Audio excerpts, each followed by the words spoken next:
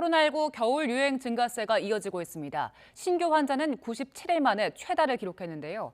위중증 환자도 사흘 연속 500명대를 기록했습니다. 취재기자 연결합니다. 김평정 기자. 네, 사회 2부입니다. 코로나19 반등세 이어지고 있는데 신규 확진자 발생 현황부터 전해주시죠. 네, 오늘 0시 기준 코로나19 신규 환자는 87,559명입니다.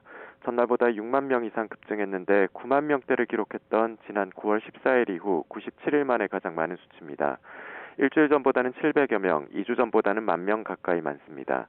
화요일 발표 기준으로도 15주 만에 가장 많습니다. 확진자 규모가 커지면서 위중증 사망 피해도 늘고 있습니다. 위중증 환자는 519명으로 사흘 연속 500명대를 기록했고 코로나19로 숨진 사람은 56명 나왔습니다. 특히 위중증 환자의 87.9%와 사망자의 92.9%는 60세 이상 고령층입니다. 이 때문에 정부는 고령층에 대한 개량 백신 접종을 독려하고 있습니다. 현재 고위험군 가운데 면역을 확보한 비율은 절반 수준이지만 개량 백신 접종률 목표를 달성하면 면역 확보 비율이 75% 정도까지 오를 것으로 예상됩니다. 실내 마스크 해제 시점에 관심이 모아지는 가운데 국가감염병 위기대응자문위원회가 어제 전체 회의를 열고 실내 마스크 착용 의무 조정 방안에 대해 논의했습니다. 참석위원들은 대체로 실내 마스크를 의무화해서 권고로 전환할 시점이 다가왔다는 데 뜻을 같이 한 것으로 알려졌습니다.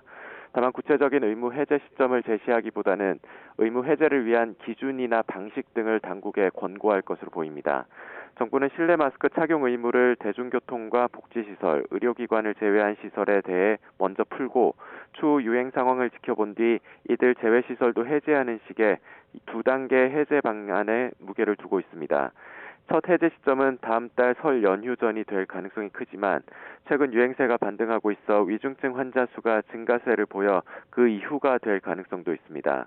정부는 전문가들의 의견을 고려해 오는 23일 중대본 회의에서 실내 마스크 의무 조정안을 발표할 계획입니다. 지금까지 사회 2부에서 YTN 김평정입니다.